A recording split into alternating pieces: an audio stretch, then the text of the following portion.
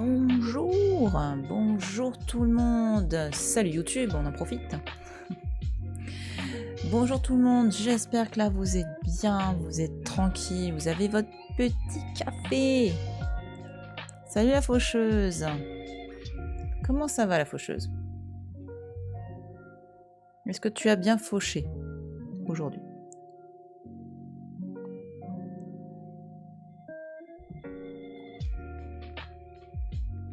Ah ouais, tiens, ça manque de café. Bah oui, un petit café.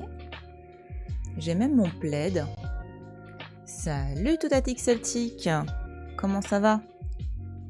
Est-ce que tu as ton café ou ton thé, ton chocolat, ton déca, tout ce que tu veux? Tu peux.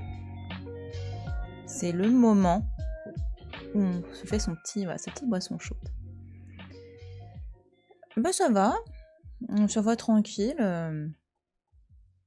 Ça va. Une bonne journée en perspective, il fait beau, j'ai marché. Ah, j'ai oublié d'allumer mes lumières derrière. Oups! Ouais, j'ai oublié d'allumer les petits néons derrière. C'est pas grave. Non, mais si je continue de tirer comme ça sur la faux, c'est moi qu'on va finir par faucher. Tu veux dire, tu es comme... Mais je sais jamais si c'est Ajax ou Patrocle, dire que tu vas tomber sur ta faux, c'est ça? Fais attention, ça coupe. Ça va couper, chérie. Non, pas encore, mais c'est une bonne idée. Tiens, je reviens. Bah oui, allez, on se fait le petit kawa. Hein, moi, c'est de la chicorée. Enfin, c'est un mélange de café chicorée. Parce que je viens du Nord. Et dans le Nord, c'est la chicorée. Voilà. Non, on va envoyer une autre faucheuse me chercher. Ah, ça y est, t'es déjà en... T'es... C'est en gros, c'est un remplacement, tu vois, c'est un... Ils vont recruter une faucheuse plus jeune qui elle en veut plus que toi, qui est déjà harassée. Terrible. Mais plus que le canard dans le café. Le canard, carrément. Mais pour moi, le canard, c'est vraiment qu'avec le... Ah, donc tu peux mettre comme ça le truc avec le sucre dans le... C'est quoi comme alcool déjà qu'on utilise pour ça? Pour le canard? C'est un truc, j'en ai bu une fois dans ma vie, ce truc-là. C'était très bizarre comme goût. Ah mais non, on est plusieurs en fait. Mais oui. Ah, vous tournez, vous êtes plusieurs faucheuses, d'accord. Bon. Les équipes et déroulement. Ah la vache, mais c'est super organisé donc. Calva. Ouais, je crois que c'est... Oui, c'est ça, c'est du calva avec le... Pour faire un canard. Enfin, mais j'ai cru... Il y en a qui me disaient que, en gros, n'importe quel alcool, tu mettais du sucre, c'était un canard. Donc, j'ai envie de dire, bon, mais c'est toi le canard. Alors là, t'es canard bourré, quoi. Pour moi, le canard, c'est du calva. C'est qu'il y en a du monde à faucher, c'est bien organisé tout ça. C'est bien. C'est bien, c'est bien. Encore plus en contexte de crise sanitaire, c'est parfait. Vous faites un boulot formidable. C'est horrible ce que je viens de dire. C'est monstrueux. C'est monstrueux. Mais bon. Il faut un petit peu rire de tout ça aussi. Enfin, rire. Il faut un petit peu essayer de le vivre avec... relativiser un peu avec humour. Hein, parce que voilà. Le canard, c'est aussi un morceau de sucre dans le café. Ah bon? Mais arrête, mais non, mais c'est tout et du canard, quoi. Tu me prends un coca, je sais pas de marque, tu prends un soda light ou c'est un canard, du coup. Il va falloir demander une promotion à Thanatos. Ou à Hades. Oui, c'est le fait que le café monte dans le sucre. Mais quel rapport avec le canard? je comprends pas. Parce que le canard, ses plumes, enfin, comme tout piaf, bah, l'eau, elle va pas dedans. Enfin. Et le sucre devient mou. Mais quel rapport avec le canard? L'animal, j'entends. Le piou-piou. Ben, le canard boit l'eau de la même manière. Mais tu me trolles, là, c'est pas possible. Non, mais arrête, là, j'ai l'impression que tu me trolles grave. Ah là là, terrible. Pour moi, le canard... Mais oui, pour moi, le canard, c'est avec de l'alcool. Bon, plus avec le calva, mais... c'est pas parce que je mets du thé dans mon... du sucre dans mon thé que c'est un canard, tu vois. C'est fou, ça. Non, mais il me troll, je suis sûre, là.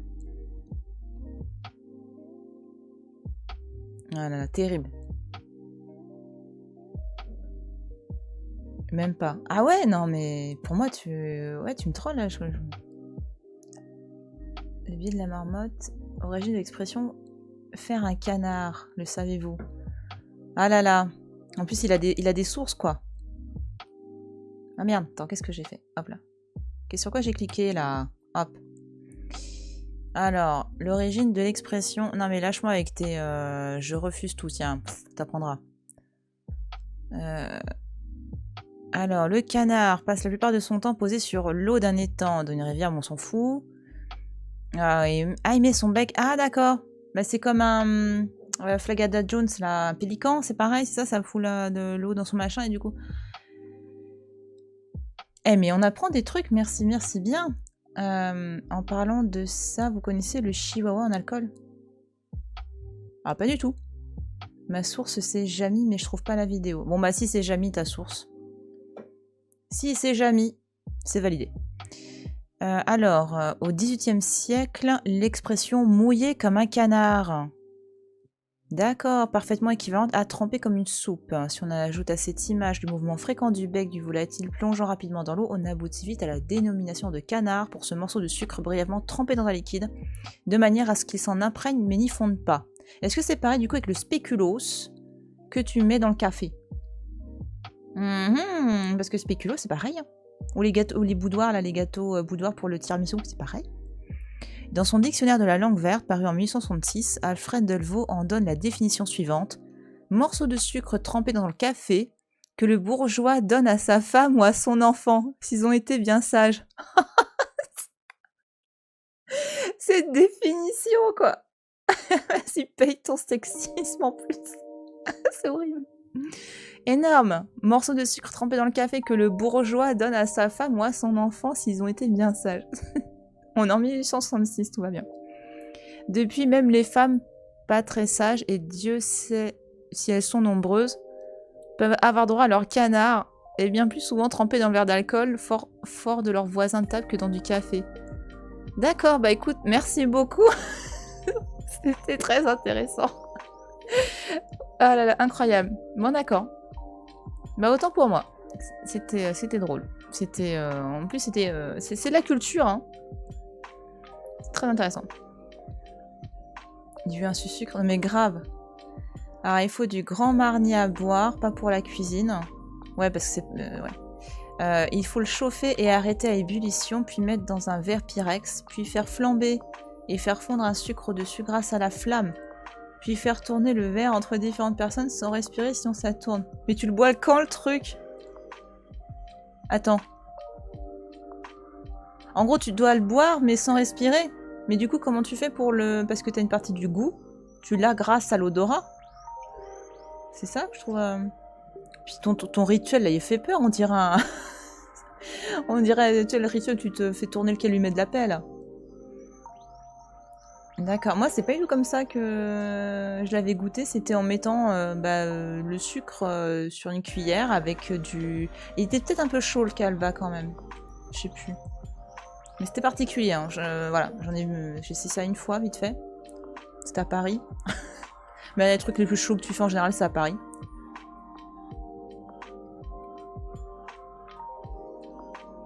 Tu gardes l'alcool dans la bouche puis tu... Je crois que t'allais dire tu recraches. Puis tu respires, mais il faut pas respirer les vapeurs directement. Ah d'accord, oui, c'est l'autre manière de respirer le... Alors c'est un nom ça, quand tu... Putain, en plus j'ai fait un atelier d'œnologie il y a pas longtemps, je me rappelle plus. Non, effectivement, ça dit quelque chose... D'accord. Ouais, je crois que tu disais en gros, voilà, tu recraches dans le verre. Putain, c'est vachement Covid-friendly ton truc. Enfin, quoi que c'est de l'alcool, hein, ça désinfecte direct. Hein. Non, ne faites pas ça chez vous. Voilà. Je peux pas dire ça, quoi. D'accord. C'est super bon et très sucré, mais ça t'habille. Ah bah, oui, avec le sucre, tu m'étonnes. Mais en général, c'est... Plus un truc est sucré, plus ça monte rapido en plus, hein, parce que... on dit souvent sucre lent, sucre rapide, c'est pas vraiment ça, c'est indice glycémique élevé, et tout ce qui est sucre comme ça ouvre les vannes à fond, et du coup, t'as le sucre qui va aller en mode open bar dans les veines, et du coup, Enfin, dans dans toute ta circulation. Et bah, du coup, bah voilà. T'as beaucoup d'alcool avec. Et c'est parti, quoi. Donc bon. Ah là là. En fait, on a toujours des discussions d'alcooliques. Hein. Alors que moi, je suis partie du café. Hein. Franchement, je sais pas, à chaque fois, vous me faites dire des choses. C'est scandaleux.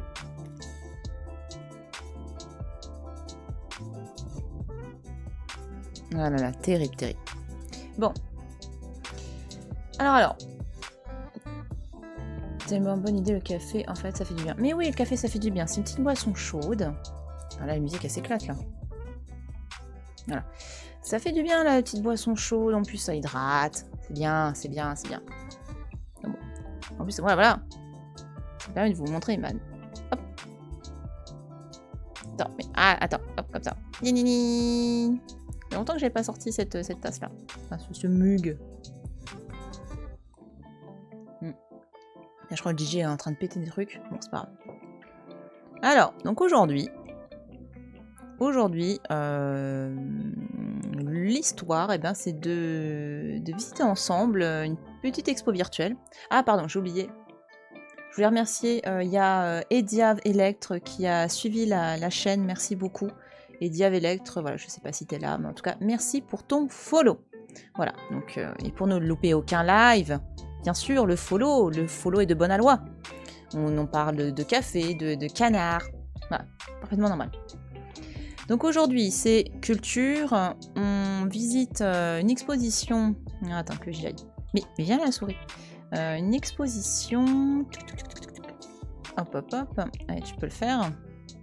Attention. Mais non, c'est pas là. Voilà.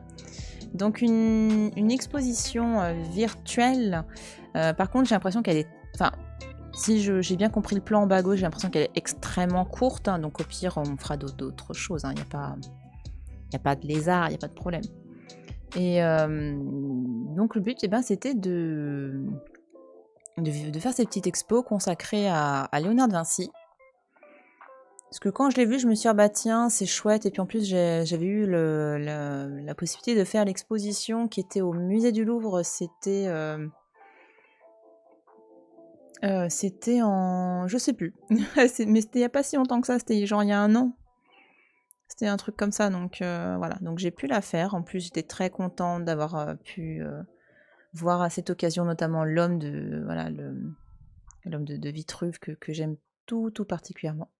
Et donc cette exposition virtuelle, elle a été créée par l'UMA, enfin UMA,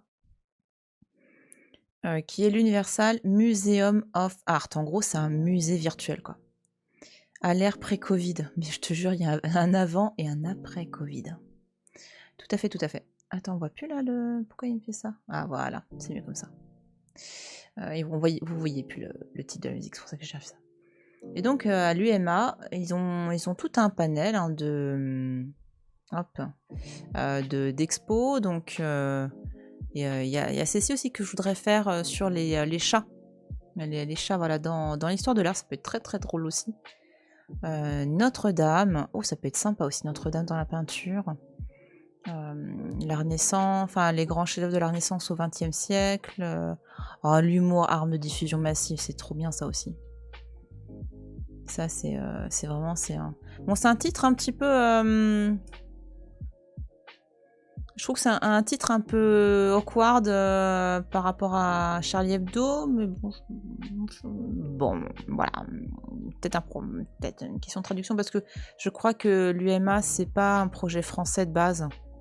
Je crois de... Ah bah, si, probablement, pardon. Attends, ouais, d'ailleurs, qui fait ça?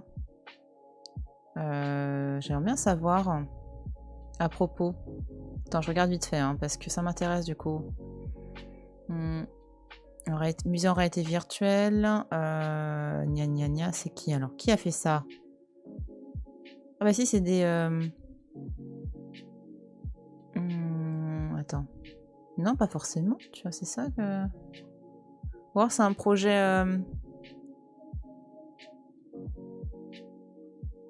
Bah écoute, si... En fait, c'est comme ils mélangent vraiment l'anglais et le français, j'arrive pas à savoir si c'est... Ouais, je me demande si c'est pas un projet international.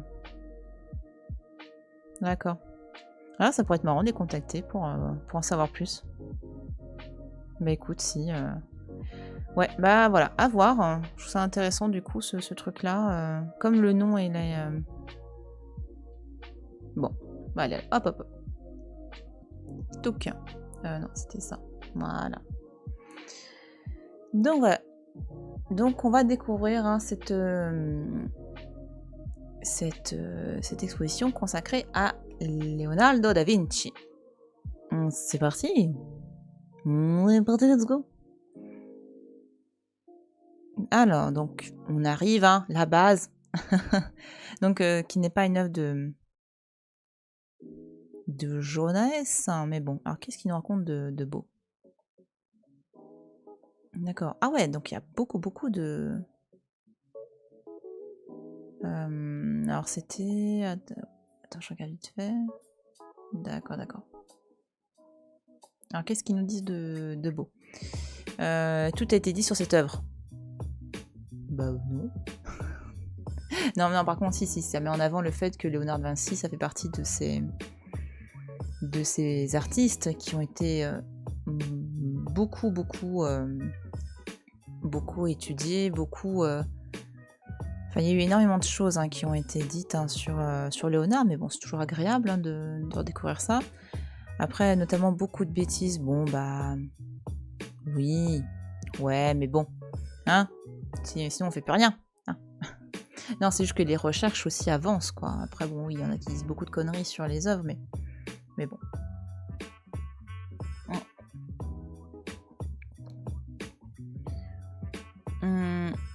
Attends, du coup, c'est un petit peu mélangé.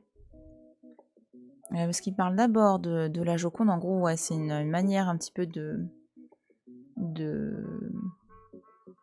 Enfin, t'as souvent ça dans les expos. T'as souvent une œuvre qui est qui va donner un petit peu le ton et qui va un petit peu aussi être la clé de... Pas de lecture, mais en gros, ouais, qui va être le truc d'entrée de champ, quoi. Et donc là, j'imagine qu'ils ont voulu tout de suite... mettre une icône, enfin voilà, l'œuvre iconique par excellence de Leonardo. Alors, mais attends. Alors tout à l'heure il y avait là on peut pas faire le zoom. D'accord. Bon. Voilà. Alors, qu'en est-il alors? Bah oui, qu'en est-il? 77 par 53 cm. C'est vrai qu'elle est petite en fait, hein, comme œuvre, hein, donc c'est surtout très important. Hein, on a souvent tendance à l'oublier, mais là on est à une époque où la toile n'est pas encore tout à fait exploitée. Enfin, on a quelques exemples hein, de toiles. Ça va se développer par la suite, mais en tout cas, la Joconde a été peinte sur un panneau de bois. Vraiment, ça c'est très important, hein, donc c'est pour ça qu'en question conservation, le bois bouge. Hein. Je vous refais pas Merlin l'Enchanteur avec les cadres en bois, le cadre machin. Voilà, mais en tout cas c'est vrai que le bois, ça travaille en permanence. Là tu vois, il y a une belle fissure là. Enfin là tu sens là il y a voilà, une belle marque quand même. Et donc on est sur du bois, donc panneau de chêne, je crois. C'est du chêne hein, ce truc là. Mais reviens là. Ils disent pas, mais je crois de mémoire c'est du chêne. Enfin bon. En tout cas, voilà. On peint sur des panneaux de bois. Donc on se trimballe les œuvres, c'est un peu complexe. Alors, donc Mona Lisa était sans doute une italienne ordinaire. Comment ils jugent? C'est même, bah oui. Bah c'est un être humain ordinaire, quoi. Quelqu'un du peuple. Vous êtes durs, les gars. Bah c'était une italienne quoi, en plus une italienne tu mets un I majuscule. Non mais oh. Ah ouais mais ordinaire jusqu'au bout quoi. Sans le mépris. Bref, je troll. Vous me connaissez maintenant, vous savez que j'aime bien troller. Enfin troller ça va, je suis pas méchante. Les gilets ne marchent pas, voilà, bonjour ma bébé. Donc comme une italienne ordinaire comme il était d'usage à l'époque. Ah, et comme il était d'usage à l'époque, son mari, un marchand d'étoffes florentin, commanda son portrait. Pourquoi exactement célébrer une nouvelle demeure ou la naissance d'un fils après un deuil? Ça, nous ne le saurons jamais. Si la commande n'est pas prestigieuse, cela n'empêche... Attends, je baisse un tout petit peu la musique, je la trouve un petit peu forte. Hop. Voilà. Oui, Mazozo, qu'est-ce qu'il y a? Si la commande n'est pas prestigieuse, ça n'empêche pas Léonard d'y mettre son génie, son talent. Bon, il savait qu'il faisait de la merde, hein, mais voilà, hein, il avait quand même le goût du travail bien fait, hein. Il est gentil, ce Léo. Bon. En fait, c'est ça qui est rigolo, c'est qu'en fait, sans se rendre compte, ils jugent. Ça, je trouve ça rigolo. Ils sont durs. Ouais, je trouve qu'ils jugent un petit peu. Et toutes les techniques qu'il a apprises à maîtriser durant sa vie, c'est son de testament pictural. Putain, mais même la musique, là... oui, mais c'est son testament pictural. Oui, parce qu'en fait, il l'a travaillé pendant... Alors, on ne sait pas trop, hein, on ne connaît pas trop les raisons de... le fait qu'en gros, Léonard garde, enfin, qu'il conserve cette œuvre-là. Il y a plusieurs hypothèses. Est-ce qu'en gros, le commanditaire... Oui, Gigi, dis bonjour. Est-ce que le commanditaire n'était pas satisfait de la commande? Parce que, notamment, c'est un portrait, hein, c'est une technique un peu particulière de portrait. Est-ce que il lui a racheté? Est-ce qu'en gros, il lui a bien fourni un tableau et du coup, celui-là, il l'a conservé, en gros... Enfin, voilà, il y a différentes questions qui se posent, hein. Moi, j'aime bien la version. Le tableau ne lui a pas plu, donc il la conserve. Enfin, voilà, il y a pas mal de choses qui penchent à ce mais on n'est pas, voilà, vraiment, on n'est pas sûr du tout. Alors, donc la pauvre Mona Lisa, qui était une Italienne ordinaire, alors que quand même, c'est probablement effectivement la femme, hein, d'un marchand d'étoffes florentin, donc c'est quand même de la famille, voilà, hein, c'est pas non plus... c'est des commerçants d'étoffes prestigieuses, hein, quand même, hein. Bref. Et alors par contre, voilà, la chose qui est importante à prendre en compte, c'est que à ce moment-là... Oh, non, mais tu vas pas commencer à me téter, toi? Non, mais tu te fous où, là? Tiens, viens ton nana. C'est que le portrait devient très important à la Renaissance. Voilà. Avant... en gros, une question portrait, tu as eu plusieurs périodes. Tu as eu les portraits... Enfin, l'époque précédente où tu avais vraiment du portrait vraiment, vraiment très poussé de manière incroyable, c'est chez les Romains. Les Romains avaient même mis en avant, enfin, une technique de moulage sur les personnes décédées pour conserver ce qu'on appelle les masques mortuaires. Donc pour conserver ces masques, on mettait ça dans un meuble, en fait, et ça permettait de conserver un souvenir de la personne décédée. Et même techniquement parlant, les portraits de Romains, enfin notamment des empereurs romains, tu peux être sûr qu'à part peut-être 2-3... en gros, eux, ils sont plus adeptes de ce qu'on appelle le vérisme. C'est-à-dire, le vérisme, c'est en gros, tu vas pousser un élément de la réalité, mais tu vas le pousser un peu too much, quoi. Par exemple, quelqu'un qui avait un petit... ce qu'on appelle un petit poireau, là, je sais pas quoi, enfin, tu sais, les petits... voilà. Il le grossissait, quoi. Pour mettre en avant les... vraiment pousser au maximum cette question du portrait. Par quelqu'un qui avait un peu les oreilles décollées, il le poussait à fond, le truc, parce qu'en plus ils estimaient que ça faisait partie des valeurs morales de la personne. Donc on a eu cette période, voilà, l'époque romaine, donc dans l'Antiquité, où le portrait est très très très poussé. Après, au Moyen-Âge, la notion de portrait, elle ne disparaît pas. C'est juste que c'est compliqué d'avoir de véritables portraits de personnes. On en a quelques-uns quand même, attention, hein, voilà. Mais c'est plus vers la fin. Par exemple, voilà, tu regardes les représentations de Charlemagne au début du Moyen-Âge, il ressemblait pas du tout à ça, quoi, hein. Pareil, tous les rois qui suivent, je sais pas, les Saint-Louis et compagnie, Louis IX. Voilà. Avec eux, un début de calvitie et tu devines Monsieur Propre. Ouais, à la rigueur, voilà. Mais tout à fait. Mais complètement. Mais c'est ça, c'était les Romains, ouais. Ils étaient là-dessus, ils étaient à fond. Et tu regardes les empereurs, tu les reconnais. C'est des vrais portraits, en fait. Enfin, je rappelle, moi, pendant mes études, on devait apprendre à reconnaître les empereurs comme ça. Donc t'imagines, si je les croisais dans la rue, les gars, voilà, je pourrais dire, tu vois, t'es le sosie de Caligula. D'accord. Mais à quoi ça te sert? Je sais pas. Donc voilà. C'est leur vision du portrait. Au Moyen-Âge, ouais, moins. On a quelques portraits de souverains. Ça met un peu de temps quand même à avoir vraiment de nouveau un principe de portrait. Enfin, le premier, du coup, c'est celui enfin, vraiment identifiable, c'est Jean de Lebon, mais voilà, on arrive tranquillement vers la fin du Moyen-Âge, quoi. Donc c'est pas dans leurs objectifs, c'est pas dans leurs préoccupations, voilà. Parce qu'en fait, l'homme n'est pas au centre de tout. L'homme, il est rien à côté de Dieu, quoi. Donc Dieu, par contre, est super important.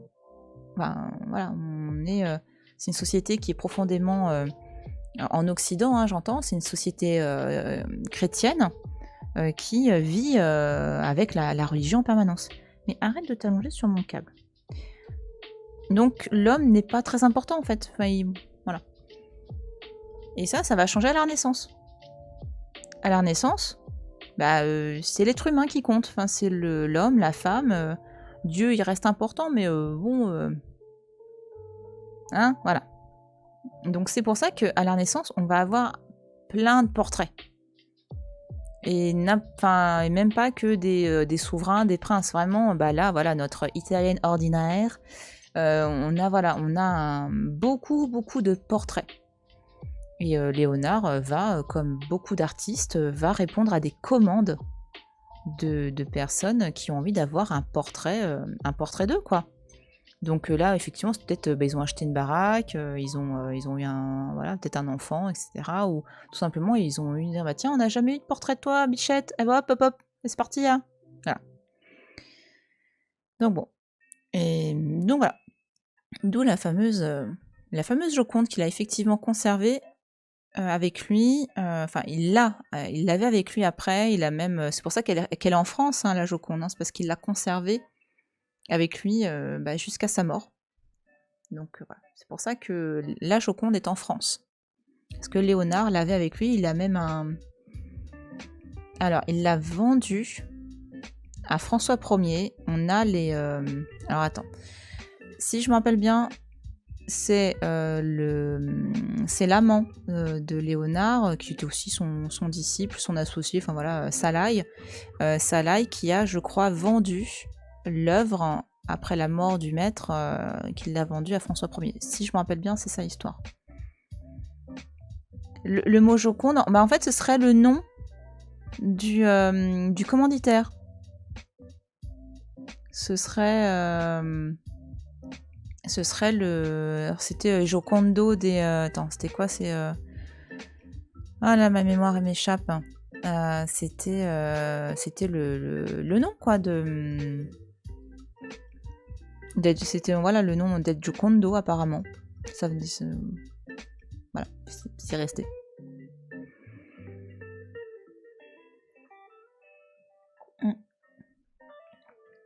Alors, qu'est-ce qu'ils nous disent? Donc, arrière-plan, la vue fantasmée de sa terre natale est perdue dans un sfumato bleuté qui donne une impression de perspective.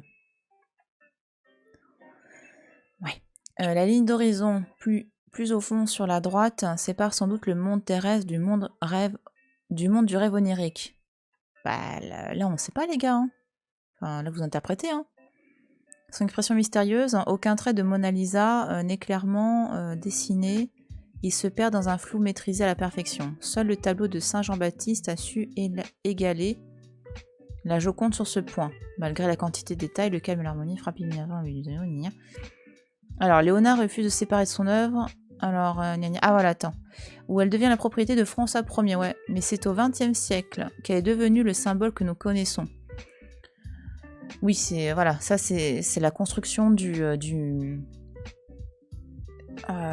la Joconde en tant qu'icône, c'est parce qu'elle a été volée en 1911, quoi. Il part tellement loin, en fait, il y a que Toulon en arrière-plan, mais grave, je te jure. Donc effectivement, comme elle a été volée, on a accusé plusieurs artistes, dont Apollinaire, je crois même qu'il a fait la prison, Apollinaire. Enfin, la prison. Il a été 48 heures, je crois, en prison à cause de ça. Et donc, heureusement, on l'a retrouvé.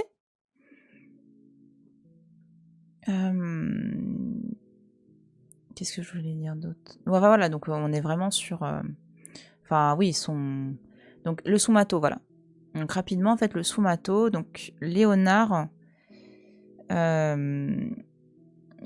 mis au point une technique, enfin c'est une manière de créer, enfin une manière de peindre qu'on appelle le sfumato, donc il y a le mot fumée, en fait on retrouve cet aspect un peu vaporeux, un peu de fumée. Et effectivement, c'est ce qu'on retrouve derrière. Après, là, pour moi, il mélangeait 2-3 choses dans le texte. En fait, il parle d'un univers onirique, etc. à la fin. Alors, en fait, Léonard, là, quand il peint cet horizon lointain, il utilise ce qu'on appelle une perspective atmosphérique. C'est-à-dire que plus, en fait, les éléments qui s'éloignent, en fait, ils se rapprochent de la couleur du ciel. Donc, en gros, c'est une technique de représentation de la perspective qui est complètement assimilée depuis le début au cours du Moyen-Âge, que Léonard conserve, parce que quand tu regardes un paysage, au fond, en fait, tu vois une colline, elle peut apparaître un petit peu bleue. Hein. Donc ça, c'est une manière de représenter la perspective. C'est vraiment ça. Donc, voilà, de dire que c'est une interprétation onirique, bon, non, c'est comme ça qu'on représentait le lointain, quoi. Tu regardes n'importe quel tableau qui utilise ce genre de perspective atmosphérique, le loin, c'est bleu. Enfin, plus tu t'éloignes, plus c'est bleu. Et pour le Sumato, donc c'est vraiment cet effet un petit peu vaporeux qu'on trouve un petit peu partout. Donc cet effet où t'as l'impression qu'il y a un écran de fumée un petit peu très léger qui va donner vraiment cette facture en fait au tableau. Donc quand je parle de facture, c'est vraiment la manière de peindre dans un tableau. Ça reprend comment tu déposes la touche, est-ce que tu en mets beaucoup, est-ce que tu en mets pas beaucoup, est-ce que tu es dans le détail ou est-ce que tu crées des effets particuliers, enfin tout ça c'est ce qu'on appelle la facture. Voilà. Et donc ce sfumato, je trouve que le sfumato chez Léonard c'est surtout dans les visages. Enfin là tu vois très très bien en général ce côté un petit peu brumeux, mais et pourtant tu vois les détails quoi. Enfin là tu vois l'ombre, le petit sourire un petit peu coincé là, enfin c'est voilà. Bon, potentiellement, si elle a le sourire comme ça, c'est parce qu'elle avait peut-être les dents pourries. Hein. Bon, pareil, on n'est pas sûr, mais globalement, enfin, tu souris rarement tu montres rarement les dents. Voilà. C'est en général, même après, au siècle d'après, en fait, c'est même vu comme étant quelque chose de pas poli, en fait, de montrer trop ses dents, sa bouche ouverte, c'est pas très apprécié, puis en plus, très souvent, on n'avait pas forcément une super hygiène dentaire, on pouvait avoir des manques au niveau des dents, donc on les montrait pas trop. Et après, on va remplacer ça, tu vois, par les éventails. Tu vois, on va cacher... on va le cacher par la suite, comme ça, quoi. Puis ça permet de papoter sans que tu vois. Voilà pour le sfumato. Il y avait quelqu'un qui m'avait dit quelque chose par rapport aux mains, mais je sais plus quoi. Ah mince. Ah, c'est dommage. Ah, ça m'énerve. Il y a quelqu'un qui m'avait raconté un truc par rapport aux mains chez Léonard, mais je sais plus c'est quoi. Bon, c'est pas grave au pire, mais ouais. Si je retrouve, je vous dis. Donc voilà. Donc notre fameuse italienne ordinaire qui a eu droit à son portrait. Et on se demande aussi, en fait, quand tu regardes les portraits suivants de Léonard, on se demande en fait, est-ce que c'est encore Mona Lisa ou est-ce qu'il n'y a pas un mélange aussi avec Salai, parce que vraiment, c'est un des traits qu'on retrouve après beaucoup dans ses œuvres, notamment le Saint Jean-Baptiste. Enfin, on se demande, tu vois, si à la fin, il n'y a pas une sorte de petit une sorte de fusion entre le visage de la Joconde et le visage de Salai. Ou parfois même, on se demande même si parfois ce serait pas aussi un mélange avec les propres traits de Léonard quand il était plus jeune, quoi. Alors, la vie de Léonard. Allez, on s'accroche à nos slips. Alors, c'est l'incarnation du génie de la Renaissance. Ouais, l'humanisme dans toute sa splendeur, tout à fait.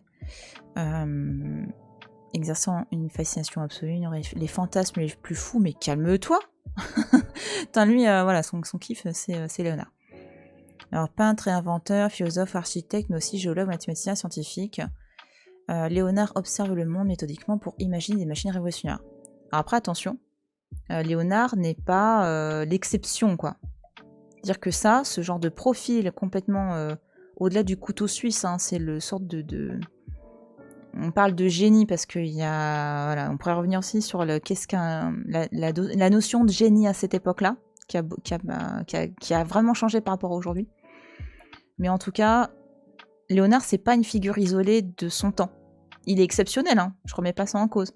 Mais des Léonards, t'en as à toutes les époques, en fait. T'en as aussi au Moyen-Âge, hein, des personnes qui te font qui sont à la fois inventeurs, qui sont artistes, théoriciens, enfin des gens qui ont... Ils ont 3 jours en une journée, ils ont le temps de tout faire, c'est des profils incroyablement prolixes qui font énormément de choses. Donc c'est pas spécifique à la Renaissance, hein, et c'est pas spécifique à Léonard. Même si ça retire pas, encore une fois, le côté incroyable de Léonard. Hein. Pareil, hein, pour les machines. Alors, si j'ai bien compris, attention, hein, les machines, lui, il les a perfectionnées. Je suis pas certaine qu'il les ait inventées, hein, toutes. Hein, c'est pas... Enfin, il y en avait certaines, ça existait déjà dès l'Antiquité, ou alors il y avait des projets, enfin... Donc voilà, c'est quelqu'un qui... Mais par contre, il y en a peut-être une ou deux quand même, hein, mais de ce que j'ai compris, c'est pas voilà, forcément lui l'inventeur de tout. Hein. Alors, oh la fausse modestie, quoi. Dans une lettre à un puissant seigneur, il écrit « En peinture, je puis faire ce que ferait un autre, quel qu'il puisse être. » Marrant. Alors après, son apprentissage, gna gna gna. Alors, Verrocchio, c'est plus un sculpteur qu'un peintre, les gars. Hein. La figure qui est trop chiante. Donc effectivement, Léonard, ce qui je trouve fantastique avec ce genre de personnage, c'est quelqu'un qui a une formation à la fois sur la peinture et la sculpture. Et ça se sent en permanence dans sa manière de travailler. C'est-à-dire que dans sa peinture, tu sens qu'il a envie de faire de la 3 dimensions. Il a vraiment ce besoin d'essayer de comprendre le volume. Voilà, c'est... Surtout dans sa peinture. Dans le dessin, c'est un peu plus particulier parce qu'en fait, c'est quelqu'un qui gribouillait tout le temps, qui dessinait. Et essayer de travailler, c'était dans le dessin, c'était plus le mouvement. Il essaie de capter le mouvement, même si c'est... Enfin, il savait que c'était pas possible, en fait. Hein. C'était trop compliqué. Mais c'était ça qui intéressait, c'était le mouvement. Par exemple, le mouvement du vent, le mouvement des drapés qui volent, les cheveux, etc. C'était le mouvement qui intéressait dans le dessin. Dans tout ce qui est peinture, c'est vraiment comment tu traites un volume, comment tu représentes ça, quoi. Parce que c'est pas anodin, hein. Alors... du coup, voilà. Donc, il a fait son apprentissage chez Verrocchio. Et Verrocchio, c'est avant tout un sculpteur. Donc, je pense qu'il voulait mettre peintre parce que, voilà, peintre, c'est tellement noble, tu vois. Mais non, c'est avant tout un sculpteur, Verrocchio. Hein. Et Verrocchio, c'est un peu comme un Léonard, quoi. C'est quelqu'un qui faisait plein de choses, quoi. Mais lui, c'était vraiment la sculpture là-dessus qui était assez balèze. Hein. Alors, donc, il a peint pour le plus illustre mécène d'Europe, tout à fait. La peinture léonardienne est un art total. Accroche-toi à ton slip. D'abord, une discipline scientifique qui repose sur la connaissance des phénomènes naturels et de leurs processus, perspective, lumière, volume, tout y passe. Comme tout peintre, en fait. C'est juste qu'en fait, ils ont un autre moyen de le traiter. Et, bon, bref. Ils révolutionnent, changent les règles du jeu. Non, pas vraiment. Ouais, bref. Je vais me mettre à mal avec tous les fans de Renaissance. Mais bon. Enfin, rien que là, je te dis, hein, le support, c'est du bois, c'est médiéval. La perspective atmosphérique, voilà. Par contre, le sfumato, oui. Hein? Le sfumato, là, c'est du Léonard, hein, c'est du pur et dur. Alors, la peinture est aussi l'incarnation de l'idée une chose mentale, la cosa mentale. Et donc là, c'est pareil, hein, c'est une expression qu'on te sort tout le temps en histoire de l'art, en cours. La cosa mentale. Et donc, en gros, quand tu fais de l'art, c'est vraiment pour mettre en avant quelque chose de très réfléchi. C'est un concept même que tu dois mettre en avant plus en gros, de représenter quelque chose de joli pour que ce soit joli, on s'en fout. Il faut vraiment quelque chose de poussé, une chose mentale. Il n'a jamais d'égal pour mêler... Oh là là... Il n'eut jamais d'égal pour mêler le génie et l'apparente simplicité. Mais les gars, calmez-vous, quoi. Enfin, non mais, bref. Léonard n'aime pas la perspective, déclare le grand historien Daniel Arras. Historien de l'art Daniel Arras. Toujours Daniel Arras, c'est très intéressant ce qu'il fait. Il est... lui, c'est quelqu'un qui va étudier à fond le détail. Enfin, ce qui l'intéresse dans l'art, c'est tous les détails, en fait. Parce que pour lui, un détail, ça veut dire énormément de choses. Et c'est quelqu'un de passionnant à lire. Alors, il ne s'intéresse pas à la perspective géométrique traditionnelle, celle qui consiste à prendre les bâtiments et volumes linéaires, tous reliés... Bah ouais, mais regarde, t'as quand même... Bref, pardon. Aussi, il privilégie la perspective atmosphérique qui estompe les arrière-plans et la perspective chromatique qui rend le lointain dans une lumière chaude et bleutée. Non, c'est parce que ça, c'est le vernis qui est dégueulasse, mon chat. Enfin, bref. C'est plus subbleuté, bref.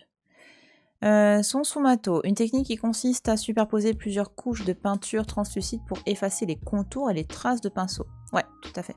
C'est vrai que j'ai pas évoqué comment on fait le sfumato, c'est ouais, tout à fait. Et ça, c'est possible grâce à la peinture à l'huile. Parce que dans la peinture à l'huile, vraiment, c'est cette succession de couches de vernis, qu'elles soient transparentes ou en pleines de pigments, ça va créer vraiment des effets très particuliers. Hein.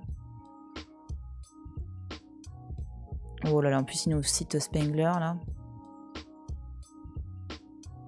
Oh là, qu'est-ce qu'il nous sort là? Léonard ne connaît que le seul. Hey, Agatêtre aime la culture. Merci et bienvenue. Bienvenue, prends ton café et bienvenue, merci pour le follow. Alors, Léonard ne connaît que le seul espace infini, éternel, dans lequel ces figures semblent en quelque sorte se fondre. L'un propose à l'intérieur de son tableau une somme d'objets isolés et connus, l'autre un morceau d'infini. Ouais, c'est un peu complexe pour parents. Alors par contre, non, c'est vrai que Léonard, c'est quelqu'un, je vous disais plutôt, il adore dessiner le mouvement. Et en même temps, il sait pertinemment que ce souhait de capter le mouvement est complètement illusoire. Il sait qu'il peut pas y arriver en fait. C'est beaucoup trop complexe. Tu peux pas capter quelque chose. Voilà. D'ailleurs, à l'époque, on sait même pas trop ce que. Voilà. C'est l'invasion des 1. Comment ça? Pourquoi tu dis ça? Ah oui, d'accord. Ok, j'ai compris. Et du coup. Lui, c'est quelqu'un qui du coup dessinait tellement, enfin pour dire qu'il dessinait tellement, c'est que tu as énormément de ces carnets qui sont surchargés de dessins. C'est-à-dire qu'il dessinait parfois un dessin sur un dessin sur un dessin sur un dessin. Et à la fin, ça faisait une sorte de bouillasse un peu bizarre, non dénuée de charme, parce que c'est du Léonard, donc forcément. Mais en tout cas, ouais, ça fait un agglomérat incroyable de dessins, et du coup, il appelait ça sa composition inculte. En gros, elle était un peu en mode troll. C'était un dandy un peu. Je sais pas si c'était faussement modeste, mais en tout cas, c'est quelqu'un qui aime bien jouer avec les mots en fait. Ça, là-dessus, c'était quelqu'un qui adorait ça. Le peu qu'on a vu de lui. Enfin, c'était assez intéressant ça. Les mouvements de l'âme. Alors, Léonard recommandait aux peintres de ne pas se contenter de peindre d'après modèle, mais d'aller observer directement dans la rue, d'étudier les émotions et les expressions des passants, gna gna gna. De saisir la vérité psychologique directement à la source, dans la sincérité du quotidien, comme beaucoup d'artistes aussi en leur temps. Le peintre nous a ainsi laissé les figures et des détails qui nous intriguent encore 5 siècles plus tard. Qu'il s'agisse du sourire de la Joconde ou de l'éventail des passions des apôtres dans la Seine, Léonard n'a eu de cesse de représenter les passions de l'âme. Ok.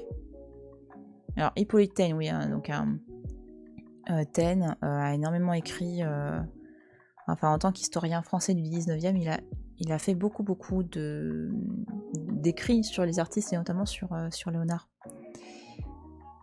Alors, voilà, donc là on est dans la belle prose 19e.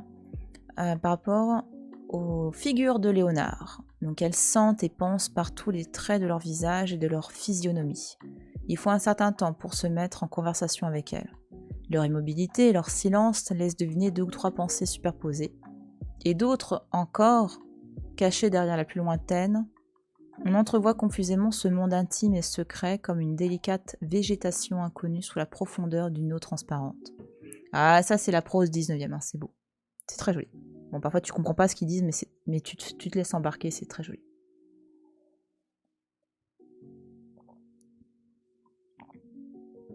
Alors.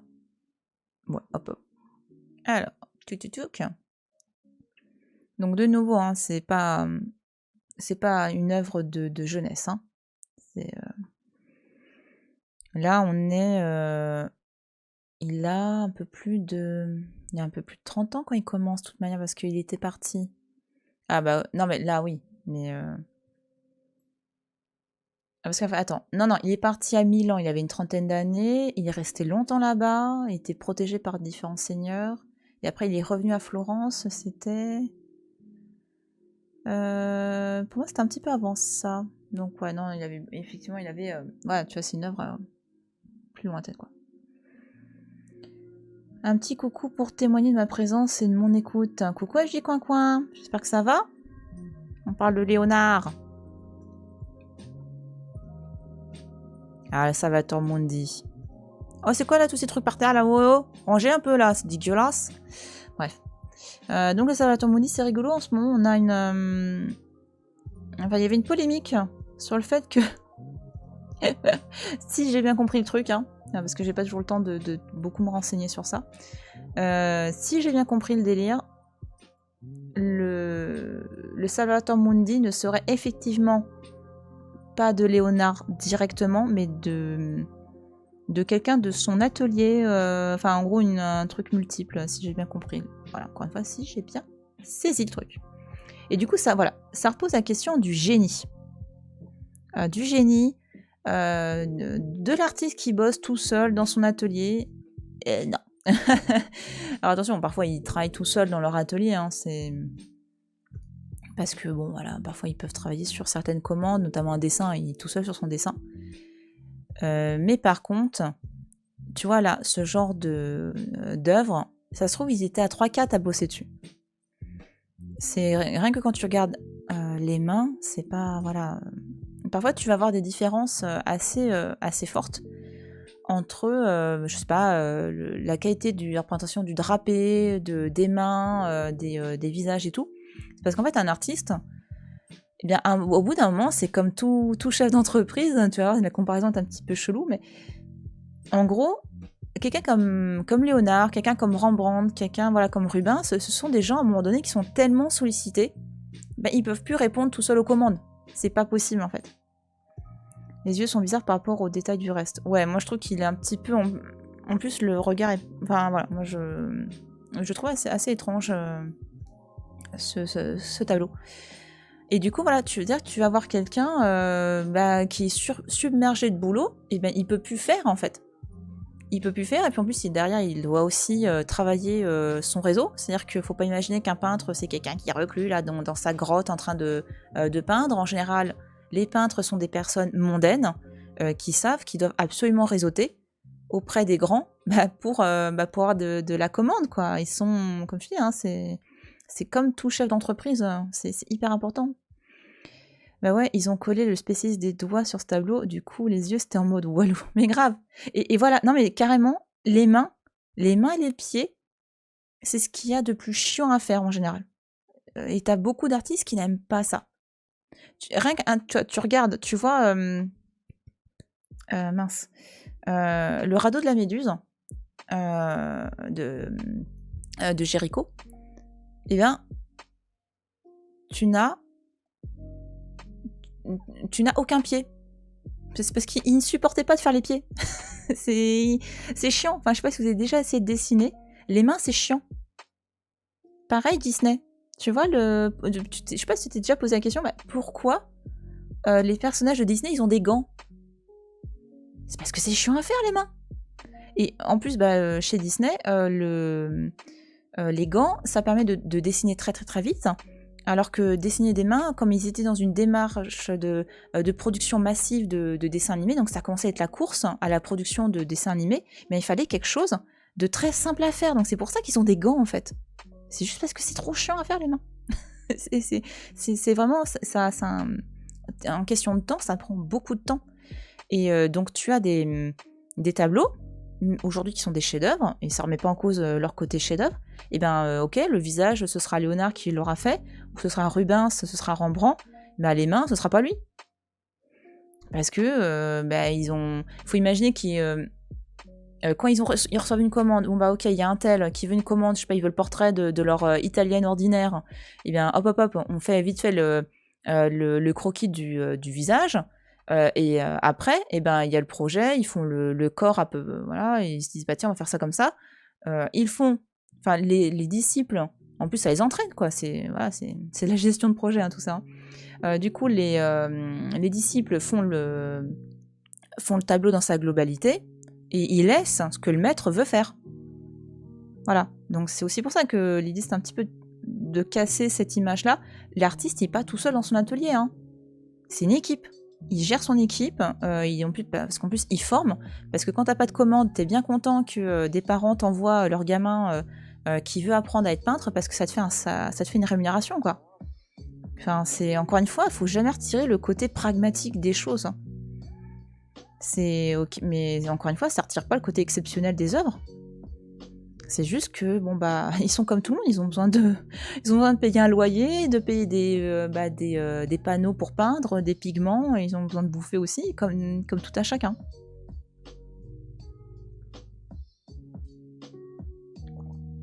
Donc ouais, et aussi le concept de génie, pourquoi je disais plutôt que ça avait évolué,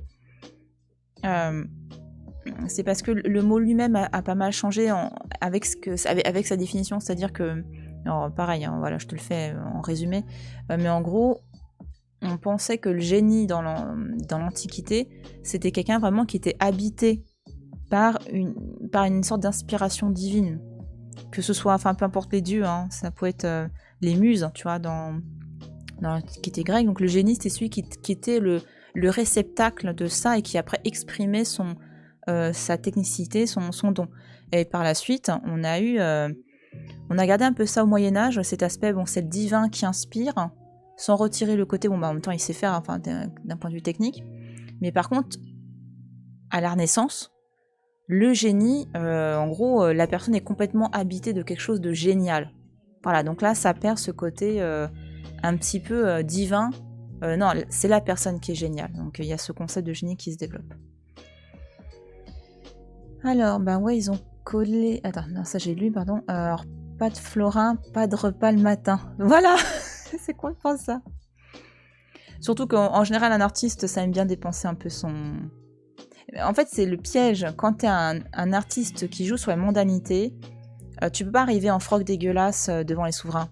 En général, t'as du style, t'as des beaux vêtements, et surtout, Léonard, c'était un dandy, hein. Ah, c'était le gars quand il était jeune, il avait les plus belles tenues. En plus, je crois... Alors, j'espère que c'est vrai, parce que je trouve ça très fun. C'est quelqu'un qui adorait le rose. Donc, il s'habillait en rose, en fait.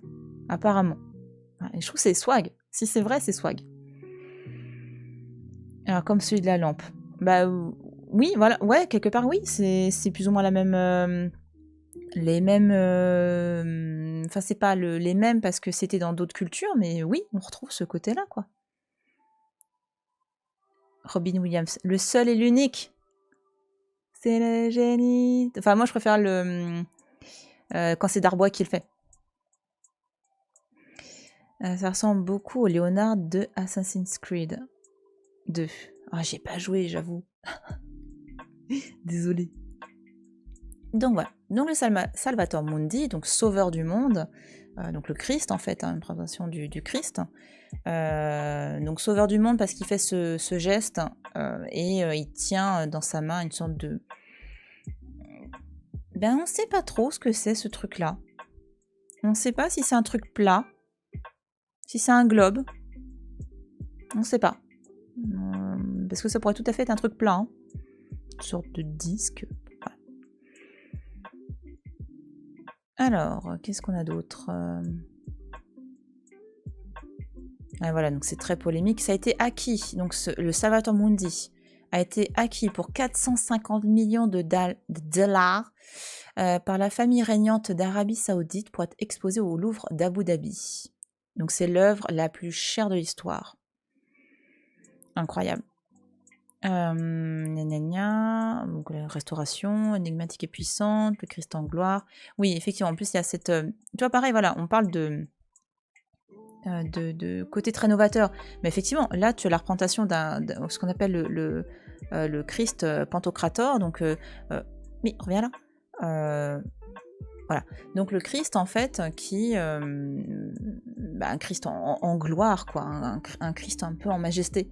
Et ça, c'est complètement une tradition de l'art byzantin, donc de l'art chrétien d'Orient, en fait. Voilà, donc par rapport à la... Donc quand tu as repensé comme ça de doigts, hein, c'est pas le... Ouais, voilà. C'est vraiment le... J'enseigne. Et c'est à la fois de la bénédiction et de l'enseignement, ce geste-là. Ouais, ok, ils traduisent. Donc le sfumato. C'est vrai que là, son visage, on a complètement du sfumato. Hein. C'est assez incroyable pour le coup. Alors, j'aime bien là. Tu sais, t'as l'impression que t'es contre un pied de comptoir là. Alors, de la main de Léonard ou pas? Voilà. Avec un petit canard. Voilà. Donc la réponse ne sera sans doute jamais trouvée.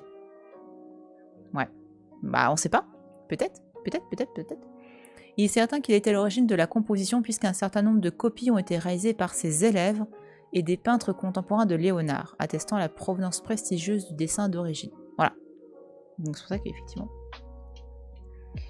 En gros, un Léonard très frivole et dépensier, souvent habillé en rouge rosé. Bah ouais, quand il était jeune, c'était un dandy, hein. C'était complètement, et puis c'était quelqu'un que voilà, puis après, bon bah, avec le temps, voilà, et puis après, ça devient papy, quoi. Ça devient Gandalf un peu, tiens, à la fin. C'est bon. Voilà.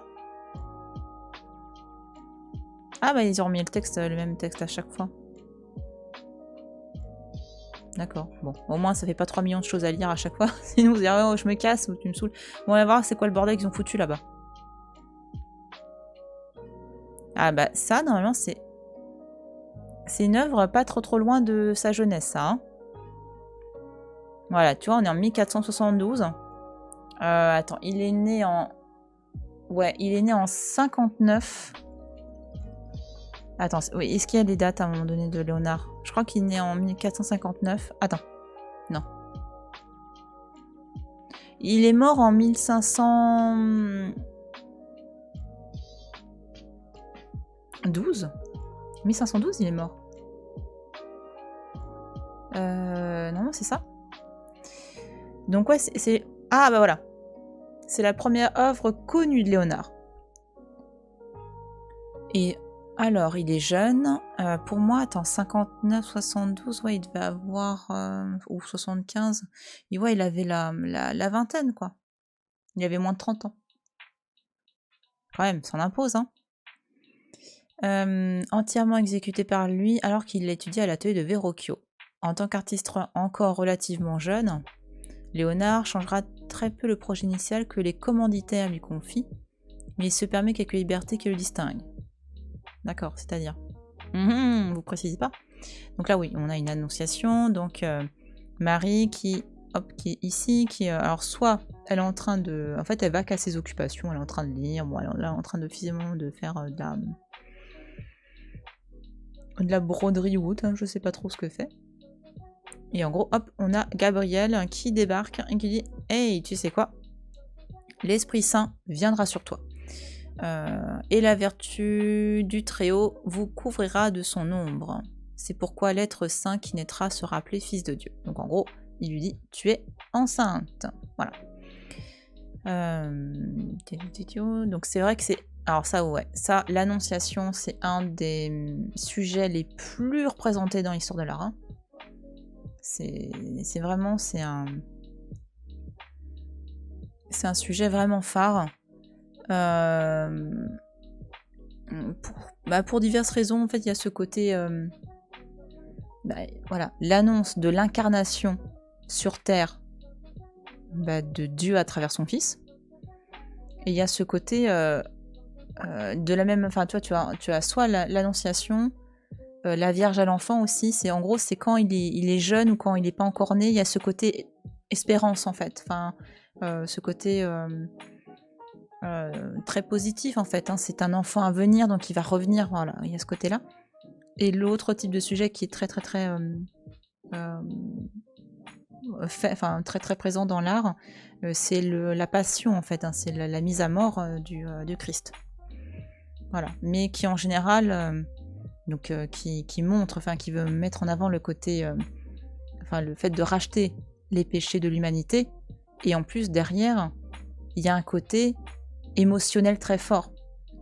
Voilà. Donc en général, les personnes qui voient... En plus, c'est rigolo, ça me fait penser à ça. Je regardais un épisode de Malcolm où... tu vas voir, il y a un lien promis. En fait, à un moment donné, tu as la famille du héros qui vient d'avoir un enfant, qui galère un petit peu, et donc pour être aidés, ils vont voir une communauté religieuse et ils vont faire en gros semblant de faire partie de cette communauté religieuse et en gros d'être chrétien. Enfin, de croire en Dieu.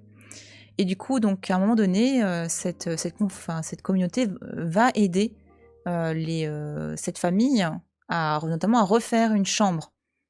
Et voilà, alors qu'ils étaient vraiment dans la merde, financière et tout, ils étaient vraiment dans le caca. Et du coup, ils vont aider, ils vont finir la chambre et ils vont peindre un Christ crucifié. Et avec vraiment une tête, mais tu dis, oh le pauvre quoi. Et du coup, le père, il veut repeindre par-dessus parce que ça l'embête, il n'est pas chrétien, il veut pas, voilà, il veut pas de ça dans sa maison. Et du coup, il n'y arrive pas. Il fait une trombouille, en plus il est trop mignon, parce qu'il voit le Christ souffrant, donc il fait mais non, mais je peux pas, il n'y arrive pas. Et parce que c'est ça, enfin c'est tout con, mais ça devait créer une émotion aussi forte que celle-là. Ça devait créer quelque chose, oh mon Dieu, le pauvre, il a souffert pour nous. Donc c'est aussi pour ça qu'on présentait beaucoup le Christ souffrant. C'est parce que tu dis, mon Dieu, regarde, t'es en train de faire des conneries, regarde, lui, il a souffert pour toi. Donc voilà, en gros, relativise, prie un petit peu là, parce que tu fais des conneries. Voilà. Mais en tout cas, c'est un très très joli tableau. Il y a un petit mais là, tu vois, on voit pas encore le sfumato, il est pas encore là. Et là, tu vois, derrière, on voit une perspective atmosphérique, et ben, ce qui est très loin, c'est plus bleu ou c'est plus clair, voilà. Cet arbre là, trop bizarre, ici. L'arbre qui est au bout de sa vie. Hop. Ah, c'est quoi tout ce bordel là? Wouhou! Attends. Ah oui, c'est comme l'autre. Oh, c'est comme dans la grotte Chauvet. Hein. Alors là, j'essaie de... à un moment donné, j'ai cru voir le Saint Jean-Baptiste, attends. Ah, mais il y avait d'autres trucs, là. Parce que nous, on arrivait à la Joconde. Ah, voilà, oh, pardon, ça me donne... Oh. Bon, désolé, hein, les Jarbotrons 2000. Voilà, là, c'est ce que je te disais. Tu vois, là, tu devines un petit peu entre la Joconde et Saint Jean-Baptiste. Voilà. On retrouve un peu ce visage un petit peu étonnant. Enfin, il y a des traits similaires, en fait. Un tableau assez intéressant qui, bon, voilà, il jaunit un petit peu. Ça, c'est en partie à cause du vernis. Qu'est-ce qu'ils nous disent de beau là-dessus? Ah, sans doute est-ce la dernière œuvre que Léonard ait peinte dans sa vie. Ah, c'est triste. Un chef-d'œuvre, machin. Ah, le seul que l'artiste ait signé de sa main. Ah, c'est intéressant ça. Ce visage de pervers. Bah, il a un côté un petit peu anxiogène, moi, ce tableau. Je le trouve à la fois intéressant et très moderne, et en même temps un petit peu anxiogène. Enfin, je trouve, ouais, je trouve ça rigolo. Donc là, oui, Sumato est complètement maîtrisé, ça se voit là au niveau des... Enfin, les yeux, c'est vrai qu'il a un regard incroyable.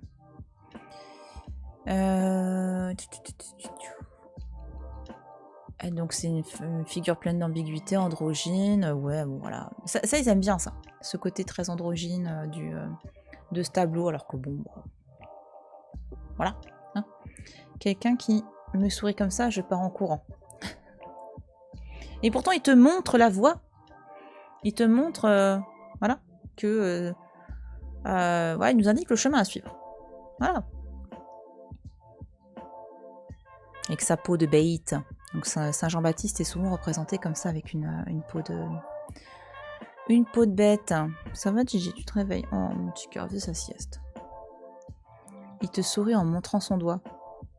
Et pourquoi tu me mords, toi? Hein? C'est Saint Jean-Baptiste qui t'influence? Ouais, d'accord. Je suis d'accord avec tout ça, Tix. Ah là là, vous... Mais vous ne comprenez rien à l'art? Vous êtes des mécréants? Non, si. Moi, c'est les couleurs, moi, qui me... Mais c'est parce qu'il a voilà. Ouais, si, il a un côté un petit peu... Peut-être. Ouais, il a peut-être un petit côté anxiogène. Peut-être. D'accord.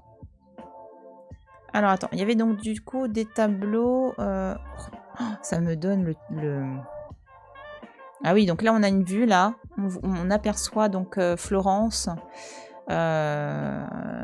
Donc, voilà. C'est pour ça qu'on dit souvent que le berceau de la Renaissance, c'est Florence. Hein, donc, c'est en partie avec des personnages comme Léonard. Il y a une... On peut dire qu'il y a une hype, en fait, hein, tout simplement autour de ça. On a même... donc, c'est la Toscane, hein, donc le foyer de la Renaissance sur la Toscane. Et on a même créé un mot pour ça. Pour un petit peu... relativiser le fait que bon, ouais, ok, la Toscane c'est bien, on sait, il y a Léonard, mais il n'y a pas que. On a créé le mot toscanocentrisme pour dire qu'en gros, arrêtez d'être centré sur la Toscane, voilà. Alors donc là, on a, hop, la Sainte Famille. Enfin, c'est la Vierge avec sa mère Anne et les petits Jésus. C'est un joli tableau, ça. C'est un joli tableau. Et là, tu retrouves encore, tu vois, la perspective atmosphérique. Je veux pas savoir ce qu'il veut faire avec son doigt. Oh, bah bravo, hein. Tu veux pas savoir. Il te montre le chemin, ok? Alors, suis le chemin.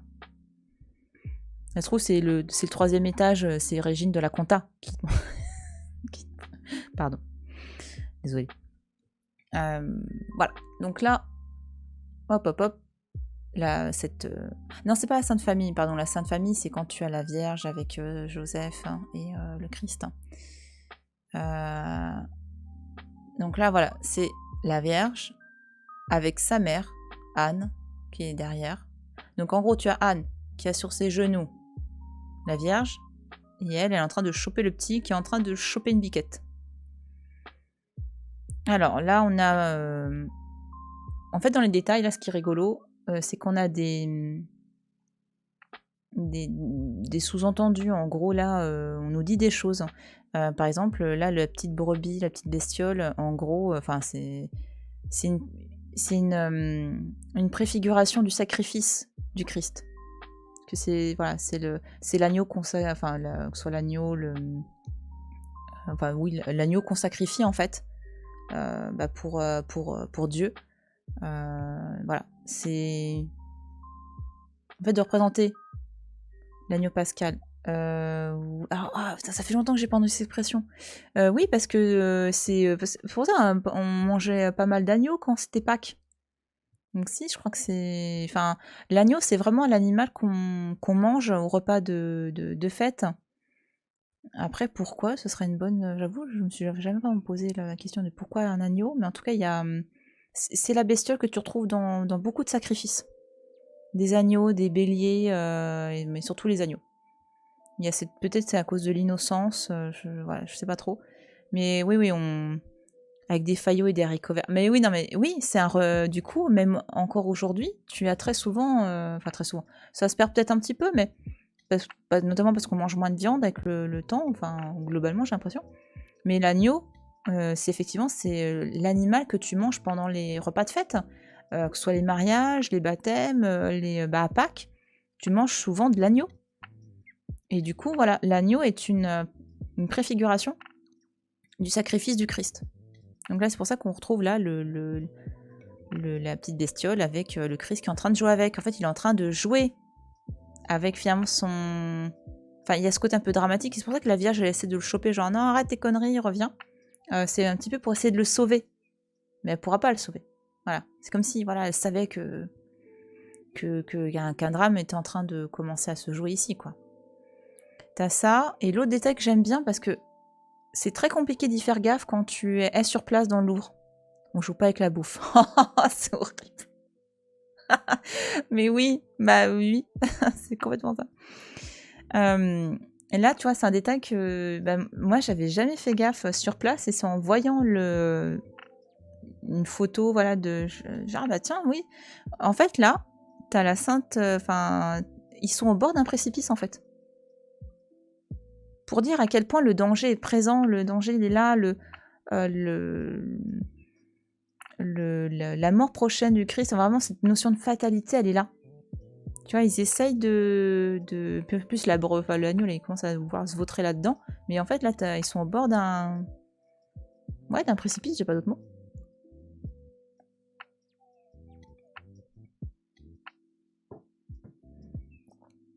Ouais, mais en tout cas, tu retrouves aussi. Hop, hop, hop, petite perspective atmosphérique. Alors, qu'est-ce qu'ils nous disent là? C'est un des chefs-d'œuvre les plus célèbres de Léonard. Il aurait pris près de 20 ans à réaliser, ouais. Et oui, il s'en est jamais séparé. Il y a qui se trimballaient partout alors que c'est un panneau de bois de plus d'1,60 m. Ça va. Jésus a déjà commencé à trangler le magneau en plus. Mais oui, il est en train de dire, ah, vas-y là, avec la sauce samouraï, c'est parfait. Qu'est-ce que vous me faites dire? Vous faites ressortir le pire qui est en moi. Avec cette nouvelle information en tête, je vois plutôt la femme en rouge prendre le bébé pour le lancer dans le ravin. Est-ce que tu as un problème avec des enfants qui t'embêtent? Mais non, elle veut pas le balancer, elle veut le sauver. Ah, mais quelle vision! C'est un petit kebab pour Jésus, mais oui. Mais oui, mais complètement. Ça me donne faim. C'est horrible. Ah, que j'en mange plus d'agneau, je veux plus en manger. Ah là là, terrible. Terrible, terrible. En plus, dans les kebabs, il y en a aujourd'hui, il y a beaucoup moins d'agneau. Hein. C'est plus de la dinde, de la bestiole comme ça. C'est terrible. Alors, tout ici, l'expression du génie de Léonard. Oh. Je trouve ça... On a compris, c'est un génie. Je crois qu'ils doivent placer... Tu sais, des fois, tu as des défis à la con comme ça, tu dois placer le mot pastèque dans une réunion. Je pense que là, le but, c'est... Vas-y, essaye de caler génie à tous les paragraphes. Allez, c'est parti, deal. Deal with it. Alors, la tension des personnages est à son comble. Putain, il y a des fautes, les gars. Hein. Alors, et pourtant, aucune émotion ne semble exagérée. Les nuances et les contours se perdent dans un sfumato indiscernable qui entretient la douceur de la scène. Le paysage rocheux et aride de l'arrière-plan, symbole de la virginité de Marie. Ah bah... D'accord. Ok, bah la montagne là-bas, c'est ta virginité, au revoir. Ouais, je suis... Bon, peut-être, mais je sais pas. Là-dessus, je sais pas, les gars. Bon, bah écoute, s'il y a peut-être des spécialistes qui ont... Moi, j'ai du mal avec ce genre de... Dans ces cas-là, une pomme de pin, ça peut être la virginité. Voilà, une fleur, ça peut être une... Enfin, je sais pas, le côté rocheux et aride pour désigner la virginité, je trouve ça un petit peu rêche, quoi. Je sais pas, il y a que moi. Ça me rassure que toi aussi tu trouves leur interprétation un peu what the fuck parfois. Ah non mais complètement, alors moi là-dessus moi je suis très pragmatique en fait comme historienne de l'art, hein. C'est-à-dire que j'aime bien contempler une œuvre, mais j'ai vraiment besoin de comprendre dans quel contexte l'artiste l'a fait. Est-ce que il y avait un commanditaire? Comment il a payé? Pourquoi? Enfin, j'aime bien comprendre tout ça. J'aime bien comprendre aussi comment il a travaillé, sa technique. Et pourquoi il a fait ça. Je suis pas forcément... oui, il a fait ça, il y a vraiment ce côté... Enfin, je pars pas dans des considérations que je rapproche de l'esthétique, qui est du coup une branche de la philosophie. Moi, pour le coup, ouais, je suis... Voilà, c'est une école, il y en a d'autres, hein. Il y a d'autres types d'histoire de l'art, mais voilà, moi, je suis l'école très... très socio-économique, en fait, hein, quelque part. Hein. J'aime bien tous ces sujets-là. Mais pourtant, j'adore... je peux rester parfois une demi-heure devant une œuvre en mode « c'est trop beau ». C'est juste que il y a le temps pour la contemplation et le temps après pour questionner factuellement l'art. C'est toujours ça, c'est ce que j'avais évoqué par rapport à la grotte Chauvet, par rapport à la préhistoire, c'est que pour ça que j'adore la préhistoire, c'est que ça te force à toujours te questionner parce que t'as pas forcément les réponses en fait. Et tu cherches les faits, les faits, les faits et les faits. Et comme disait Indiana Jones, voilà, donc lui il disait l'archéologie c'est la recherche des faits, et si tu recherches la vérité, t'as qu'à aller en cours de philo. Et je trouve, voilà, c'est parfait. Il n'y a pas d'autre mot, c'est parfait.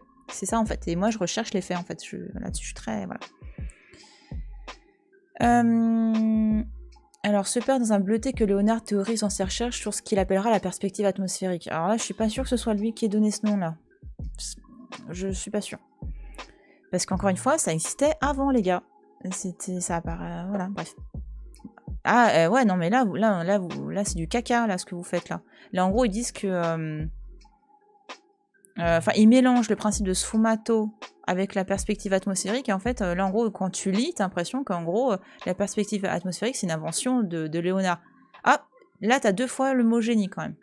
Ah, c'est parce qu'ils n'ont pas pu le caler dans le paragraphe précédent, je pense. Donc bon, non, là, ouais, je trouve que c'est lourd, quoi. C'est lourd, et c'est pas juste, en plus, hein.